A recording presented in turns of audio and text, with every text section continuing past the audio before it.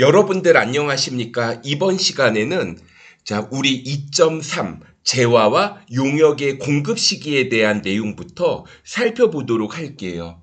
그러니까 재화와 용역의 공급 시기, 한마디로 말하면 부가가치세가 과세되는 재화나 용역을 공급하잖아요. 몇 월 며칠자로 세금 계산서를 써줄 것인가, 여기에 대해 다루는 거라고 보시면 되겠습니다. 먼저 첫 번째로 생각할 수 있는 거, 현금 판매가 있어요.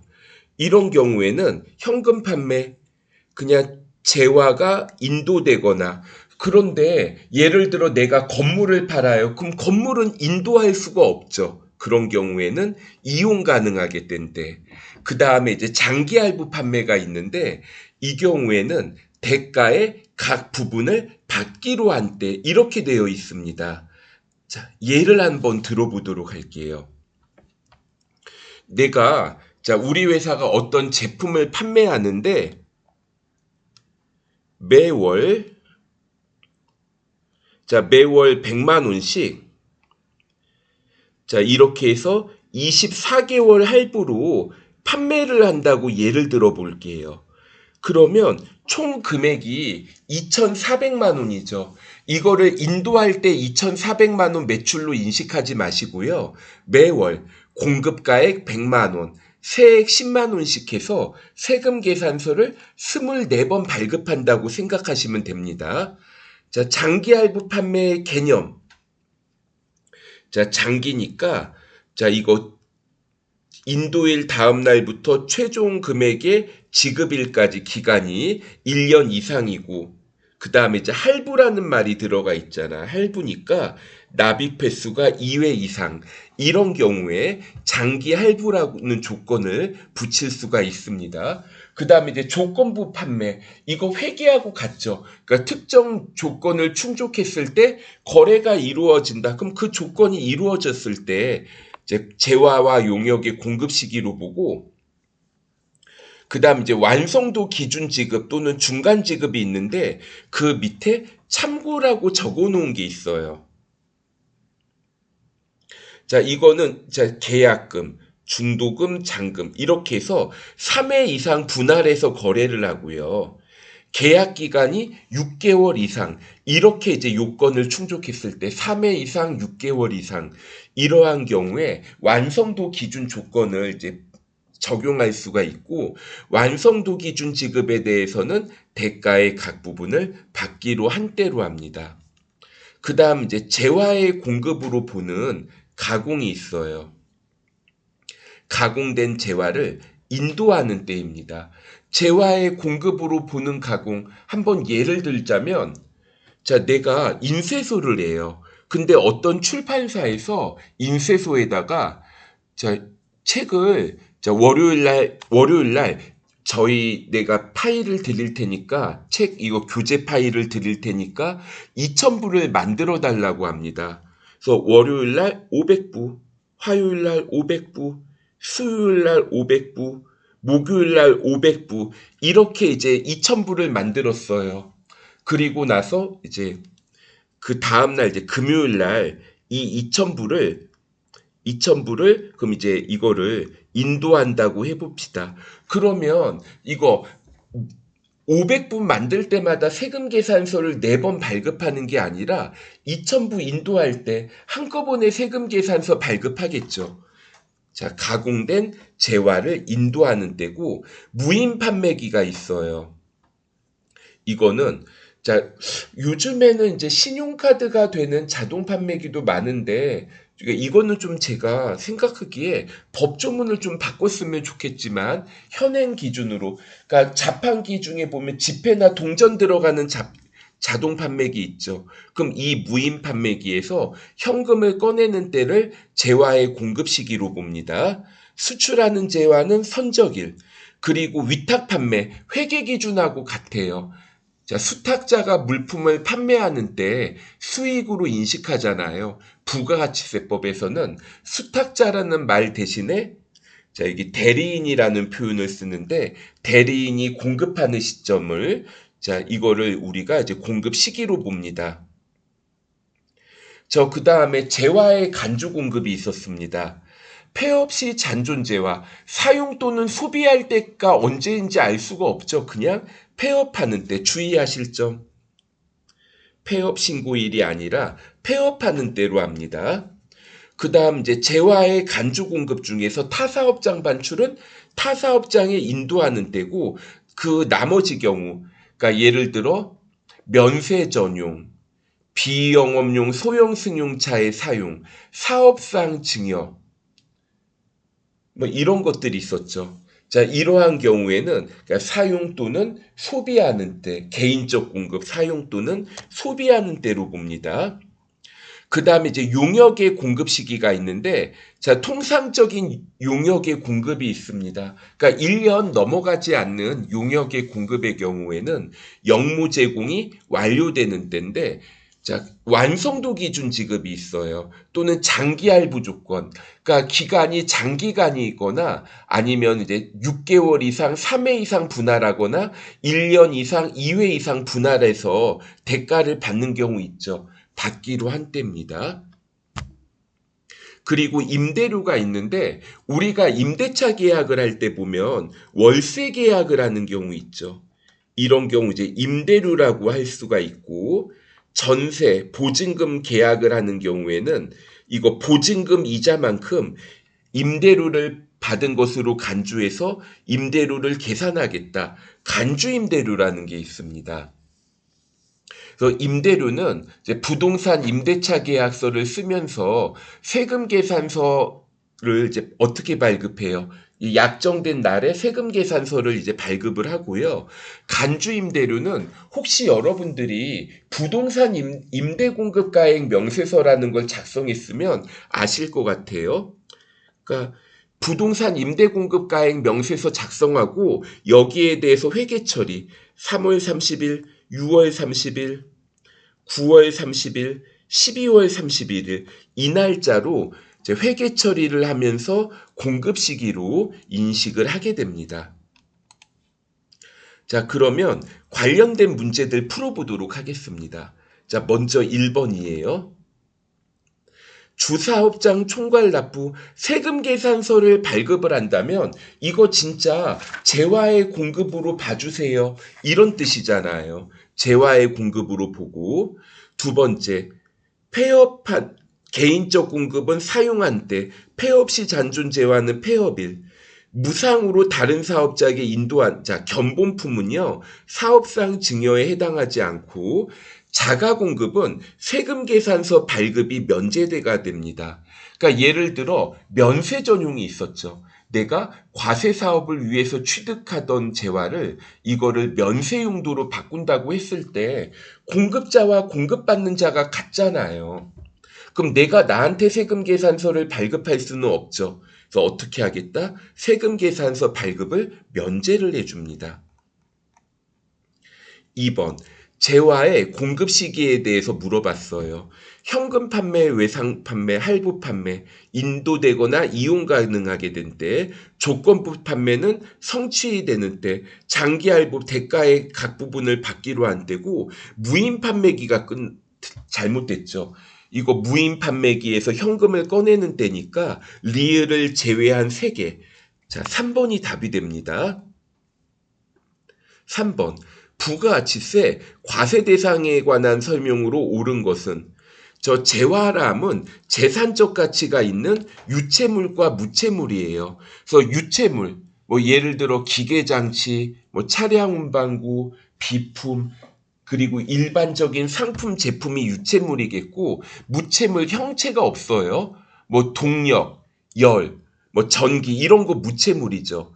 그리고 특허권도 무체물은 맞는데 주식은요, 이거는 재화가 아닙니다. 이거는 교환수단이죠. 소비수단이 아니라 교환수단이기 때문에, 자, 이거 과세 대상이 아니어서, 자, 1번 틀렸고요. 자, 이 문제는 옳은 것을 물어봤죠. 그럼 1번 틀렸고. 그 다음 2번. 재화의 수입은요. 이거 수입자가 사업자 여부와 관계없이 과세되죠. 사업자인 경우에만 아니라 사업자가 아니어도 과세 대상으로 보고 용역의 무상 공급은 과세 대상으로 보지 않는다. 3번이 맞고 건설업은 자기가 전부 부담하더라도 건설업은 우리 용역의 공급 범위에서 딱 첫 번째 있었잖아요. 재화의 공급이 아니라 용역의 공급으로 봅니다. 4번 공급 시기에 관한 설명으로 가장 올바르지 않은 것은 가공된 재화를 인도하는 때 1번 맞고요. 폐업 시 잔존 재화. 이거 좀 치사하게 물어봤는데 폐업일과 폐업 신고일은 다른 겁니다. 폐업일이에요. 그러니까 예를 들어 오늘까지만 사업을 하고 폐업을 하겠다. 일단은 그러면 오늘 내가 판매할 수 있는 거 최대한 팔아야 되겠죠. 폐업. 그리고 나서 이제 다음날 이제 가게 정리하고 세무서에 저희 폐업했어요. 자, 이렇게 신고하겠죠. 자, 이거 공급 시기 폐업한 날 폐업일. 2번이 잘못됐어요. 신고일이 아니라 폐업일이다. 자, 5번. 가장 올바르지 않은 거 수출 재화는 선적일 장기 할부 판매 대가의 각 부분을 받기로 한데 이런데 임대는요. 이렇게 한 가지가 아니었죠. 임대료. 그러니까 월세 개념으로 받는 거 있죠. 자, 이거는 대가에 자, 계약에 따라 대가를 자, 받기로 한 시점에 뭐 세금 계산서 같은 거 발급할 거고 이거 말고 또 보증금에 대해서 간주임대료가 있었죠. 간주임대료는 자, 예정 신고 기간 그러니까 3월 31일, 9월 30일이겠죠. 또는 과세 기간 종료일. 그러니까 6월 30일, 12월 31일이겠네요. 자, 이렇게 나눠서 적어야지 임대계약 종료 시점 아니죠. 자, 4번이 답이 됩니다. 그 다음에 6번 문제 할부로 판매했는데 주의하실 점. 장기 할부 판매인가요? 장기 할부 판매 아니죠. 3개월이죠. 일반 할부 판매는 그냥 인도 시점에 전액 인식을 합니다. 그러니까 총 금액이 12만 원이죠. 그러면 이제 11월 10일 날 인도 시점에 12만 원을 인식을 하게 돼요. 4번이 답이 됩니다. 장기 할부 판매가 아니라 그냥 할부 판매인 것에 주의하세요. 자, 시간이 좀 많이 남아가지고 우리 3장을 보도록 하겠습니다. 자, 3장. 영세율과 면세에 대한 게 있어요. 자, 참고로 영세율 일반적으로 부가세 세율은 10%죠. 그런데 영세율이라는 건 자, 예외적으로 일부 항목에 대해서 0%의 세율을 적용하겠다. 그래서 영세율이라고 합니다. 그리고 면세라는 게 있는데 우리 부가세가 특징이 일반 소비세였죠. 면세로 규정 지은 것을 제외하고 과세한다. 그럼 어떤 것들이 면세인지를 좀 정리를 해봐야 되겠습니다. 처음에 우리가 영세율에는 어떤 것들이 있고 그 다음에 면세는 어떤 것들이 있고 그 다음 마지막으로 영세율과 면세의 차이에 대해서 정리를 해볼 거예요. 자, 참고로 우리 실제 이제 세무 서식 중에 영세율 매출 명세서라는 게 있습니다. 그래서 영세율 매출 명세서가 이렇게 생겼어요. 자, 먼저 부가가치세법 해가지고 21조, 22조 이렇게 조문이 나와 있고 각 여기 내용별로 영세율에 해당하는 금액이 얼마인가. 그 다음에 자, 조세특례 제한법이 있습니다. 조세특례 제한법에서 또 제시하고 있는 영세율은 어떤 것들이 있는데 자, 이게 각 항목별로 금액이 얼마인가를 표시하는 거예요. 그러니까 만약에 시험에서 영세율은 부가가치세법에서만 언급하고 있다. 맞아요? 틀려요? 우리 방금 전에 조세특례 제한법도 봤잖아요. 조세특례 제한법에서도 영세율 적용됩니다. 자, 일단 부가가치세법상 영세율을 보면은 주로 이제 소비가 되는 지역이 국내가 아니라 해외에서 소비되는 성격인 것들이 있죠. 해외에서 소비되는 것들이 좀 영세율이 적용되는 것들이 많습니다. 자, 직접 수출. 해외에서 소비되죠. 중개 무역이라고 하는데 무역이라는 건 위탁 판매, 뭐 수출. 우리나라 사업자를 통해서 수출할 거라는 거죠. 수출업자한테 공급하는 거네. 결국은 해외에서 소비하는 거죠. 내국 신용장 구매 확인서 이걸 다른 말로 간접 수출이라고 합니다. 자, 이런 식으로 이제 여러분들이 읽어보시면 될 것 같고요. 수출제와 임가공용역. 자, 이런 것들 이제 결국 소비는 자, 내가 국내 사업자와 거래를 하지만 이게 이제 소비는 해외에서 소비될 것이다. 이런 경우에 영세율이 적용될 수 있습니다. 조세특례제한법은 방위산업 물자, 뭐 도시철도, 사회기반시설, 장애인 보장구, 뭐 농기구, 어구, 막 이런 것들이 있죠. 좀 조세 정책상 이러한 사업자들한테 좀 뭔가 혜택을 주겠다. 부가가치세 안 받을게. 자, 이게 이제 좀 조세특례제한법상 자, 영세율 적용 대상이네요. 참고로 영세율은 매입세액이 환급이 됩니다. 그래서 이걸 다른 말로 완전 면세라고 하는데 예를 들어 볼게요. 자, 내가 상품을 100원에 매입을 합니다. 그리고 이 상품을 150원을 받고 수출을 한다고 할게요. 그러면 자, 이게 이제 영세율이 적용되는 경우 있죠. 자, 100원에 매입할 때 이거를 110원을 지급하고 이제 상품을 매입을 했다면은 여기에 대해서 10원만큼 매입세 공제를 해줍니다. 매입세 환급이 된다고 했죠. 그리고 일반 과세였으면 150원에 판매를 하면 15원을 더 받아서 소비자한테 165원을 받아가지고 15원의 부가가치세를 내라 이럴 텐데 영세율은 그렇게 하면 이제 가격이 비싸지니까 부가가치세 빼고 15원 받고 팔아라.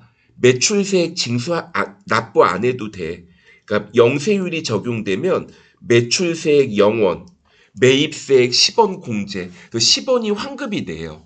그래서 부가가치세 부담을 완전히 줄여주니까 다른 말로 완전 면세라고 합니다. 그 다음에 이제 면세 대상이면서 영세율 적용이 가능한 경우가 있는데 예를 들어 자, 과일을 만약에 이제 공급을 한다고 할게요. 가공을 하지 않고 먹을 수 있죠. 그럼 이제 과일 같은 경우에 부가가치세가 면세가 됩니다. 그런데 이 과일을 나는 수출을 하고 싶어요. 그러면 이거 과일 면세인 것 같기도 하고 수출을 하는 제와 아까 영세율에 있었잖아요. 어떻게 해야 될까? 자, 이런 경우에 자, 그냥 아무것도 안 하면 면세가 적용되는데 면세를 포기하고 영세율 적용을 받을 수가 있습니다. 그럼 내가 농사를 지으면서 창고 같은 거, 임차료 같은 거 발생할 수 있잖아요. 이런 거에 대해서 매입세 환급을 받을 수가 있겠네요.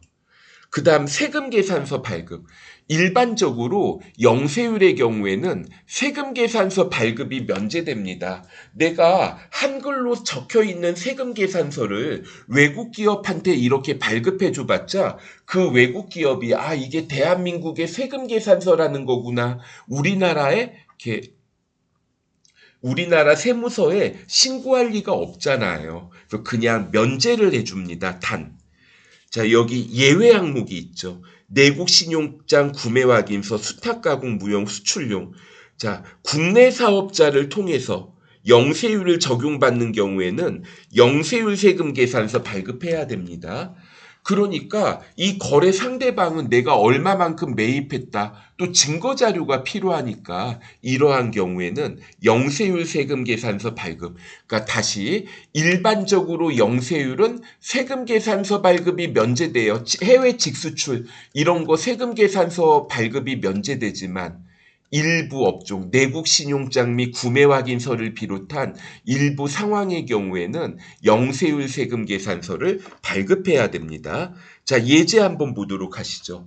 영세율에 관한 설명으로 가장 올바르지 않은 것은 소비지구 과세 원칙 맞고요. 자, 완전 면세 가능하고 면세 사업자가 과일 아까 얘기했죠. 면세 포기해야 되고 직수출은 세금 계산서 발급을 못하니까 4번이 잘못됐습니다. 그 다음에는 면세 항목들 보도록 할게요. 자, 먼저 미가공 식료품, 국내 생산 비식용 농축수 임산물. 그러니까 예를 들어 채소나 과일 같은 거, 쌀 같은 거 가공하지 않고 먹을 수 있죠. 이런 거는 면세입니다. 자, 그런데 이제 그게 아니라 자, 예를 들어서 석유를 수입해요. 해외로부터 외국으로부터 나무, 원목을 수입해요. 먹을 수 없죠. 이런 거는 먹지 못하는 거는 국내에서 생산한 것만 면세. 이렇게 생각하면 됩니다. 그리고 연탄과 무연탄은 면세인데요. 유연탄, 갈탄, 착화탄 이런 거는 석탄이 더 잘 타도록 가공을 한 거예요. 과세입니다. 그 다음에 이제 수돗물은 면세인데 참고로 생수 있죠. 생수는 제가 보기에 생수의 원가에서 가장 많은 원가를 차지하는 건 제가 보기에 페트병 같아요. 자, 생수는 과세입니다. 수돗물은 면세, 여성 생리용품, 영유아용, 분유와 기저귀 면세, 여객 및 운송용용 면세입니다. 그러니까 시내버스, 마을버스, 지하철, 그리고 서울 지역은 시내버스, 마을버스, 지하철 이런 것도 있지만 또 서울에서 좀 경기도 인근 지역, 광역버스라든가 아니면 이제 예를 들어 경기도 벗어나면은 또 마찬가지로 고속버스가 서울로 치면 시내버스 역할을 하거든요. 자, 이런 거는 면세이고 택시, 국내선 항공기, 고속철도 등은 과세. 그리고 주택과 부수토지, 주택의 임대는 면세입니다. 그리고 주택이 공중에 떠 있는 게 아니잖아요. 주택과 그 부수토지까지 면세. 그리고 여러분들이 약국을 갑니다. 그러면 이제 처방하는 약, 이제 조제하는 약, 병원의 의사의 그 진료 용역은 면세인데, 자, 만약에 음료수 중에 편의점에서 판매하는 약 중에 음료수 중에 비타 500이 있어요. 그런데 이 비타 500이요, 약국에서도 판매하거든요. 그럼 편의점에서 판매하는 거 과세하면서 약국에서 판매하는 거 면세하면 불공평하죠. 그러니까 소매로 판매하는 거는 과세됩니다. 자, 교육은 정부로부터 인허가, 허가를 받은 게 면세고요.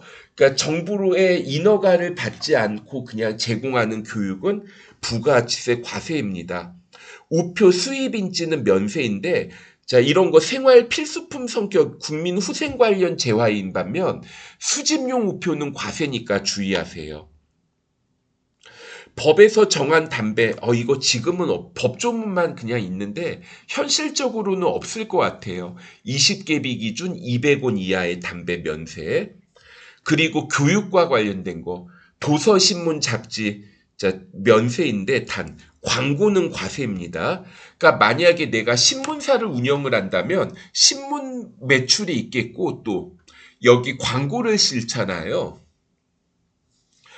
그러면 자, 이런 경우에는 과세 사업과 신문 면세, 광고 과세, 그러니까 면세 사업과 과세 사업을 같이 운영하는 겸용 사업자라고 할 수가 있습니다.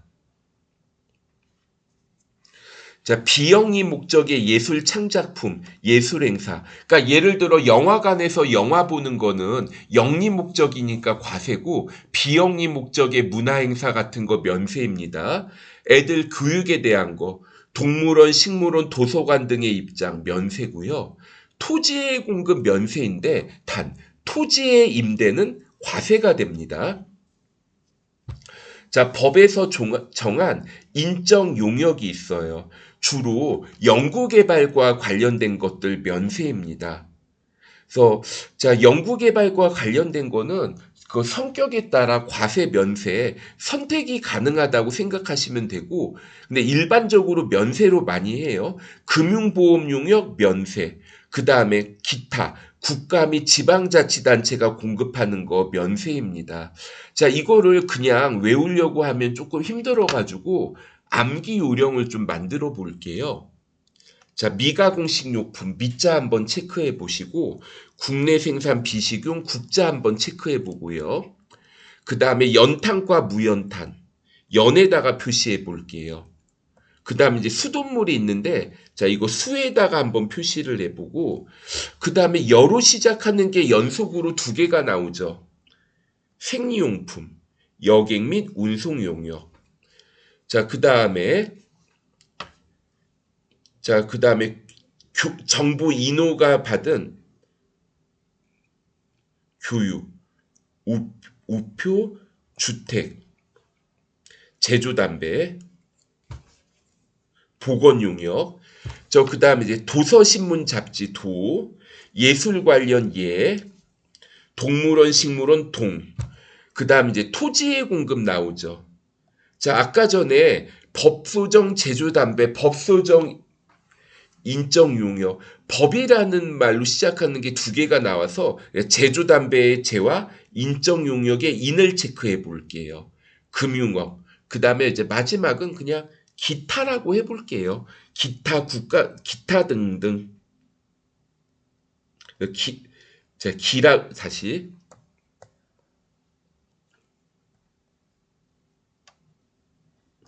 기타 등등. 많으니까. 자, 그러면 제가 이제 여기 표시한 것들 이거 위주로 정리를 해볼게요. 제가 이게 말이 조금 문장이 되도록 좀 중간에 조사를 넣어 볼게요. 저는 이거를 이렇게 외웠습니다. 미국 연수생 때 여보 교우 주제는 도예동은 토임금기래요.